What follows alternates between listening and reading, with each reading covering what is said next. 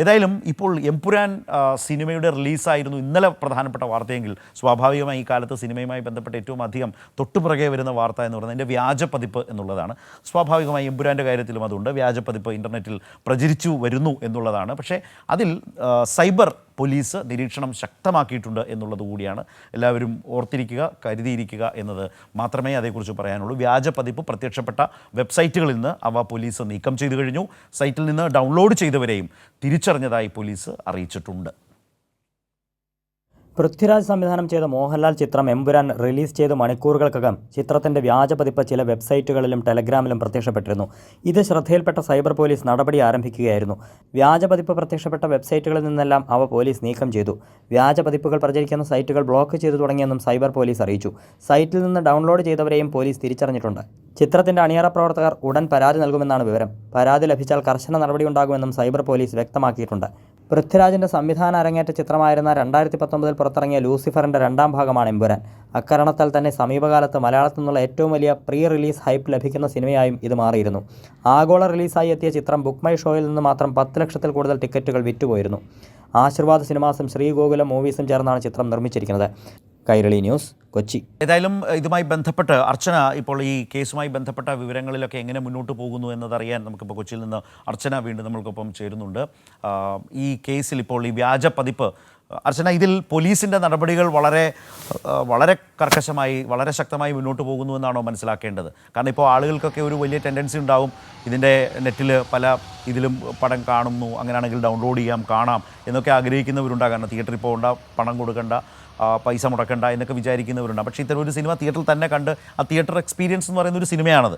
പക്ഷേ അങ്ങനെ കരുതുന്ന ആളുകളുടെ ഒരു കാലമാണ്. ഇത്തരം സൈറ്റുകളിൽ പോയി ഡൗൺലോഡ് ചെയ്ത് കാണാം. പക്ഷേ അവരെയും കാത്തിരിക്കുന്നത് പിന്നാലെ പോലീസുണ്ട് എന്നൊരവസ്ഥയുണ്ടോ? ശ്രദ്ധിക്കേണ്ടതാണോ? എന്താണ് പറയാനുള്ളത് പോലീസ് അന്വേഷണവുമായി ബന്ധപ്പെട്ട്?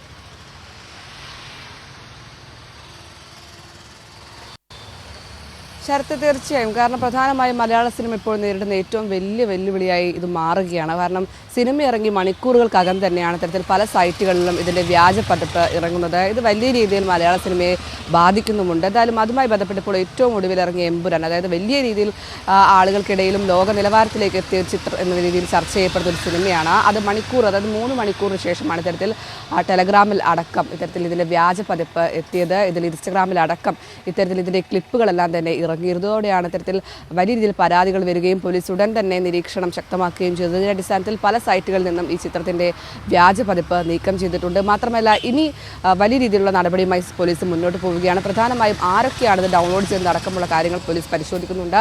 ഈ ഡൗൺലോഡ് ചെയ്യുന്നവർക്കും ഇത്തരത്തിൽ കർശന നടപടി ഉണ്ടാകുമെന്ന് പോലീസ് എന്തായാലും താക്കീത് നൽകുന്നുണ്ട്.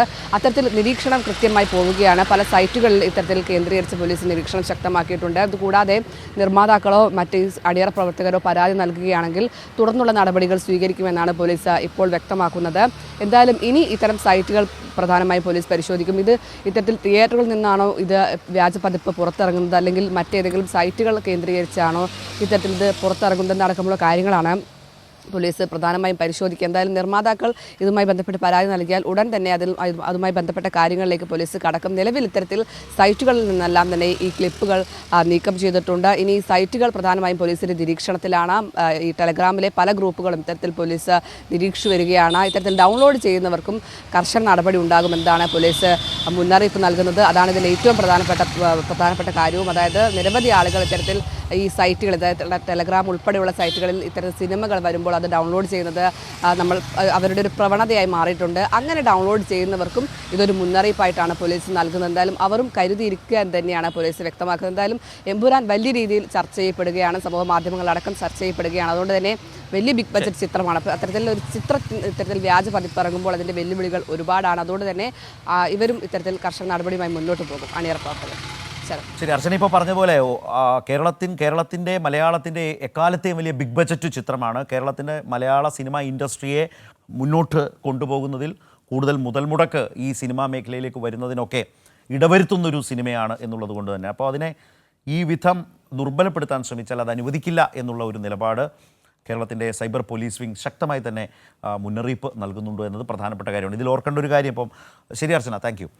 ഒരു പ്രധാനപ്പെട്ട കാര്യം തിയേറ്റർ ഉടമകൾ തന്നെ വളരെ പരസ്യമായി പറയുന്നു, ഞങ്ങളുടെ കഴിഞ്ഞ കുറേ മാസങ്ങളായിട്ടുള്ള കടബാധ്യതകളൊക്കെ തീർക്കാൻ കഴിയുന്ന സിനിമയായി തന്നെ ഇത് മാറിക്കഴിഞ്ഞിരിക്കുന്നു എന്നാണ് പറഞ്ഞിട്ടുള്ളത്. അപ്പോൾ വളരെ ശക്തമായ ഒരു സിനിമ ഇൻഡസ്ട്രിയെ താങ്ങി നിർത്താൻ കഴിയുന്ന വിധത്തിലേക്ക് അതിനെ കൂടുതൽ മികവോടെ മുന്നോട്ട് കൊണ്ടുപോകാൻ കഴിയുന്ന സാധ്യതകൾക്ക് വഴി തുറക്കുന്നു. അപ്പോൾ കൂടുതൽ പ്രൊഡക്ഷൻ ഹൗസസ് കേരളത്തിലേക്ക് വന്നേക്കാം, നല്ല വലിയ വലിയ നെറ്റ്വർക്കിൽ സിനിമകൾ ആലോചിക്കാം, അങ്ങനെയൊക്കെ ഒരുപാട് സാധ്യതകളുണ്ട്.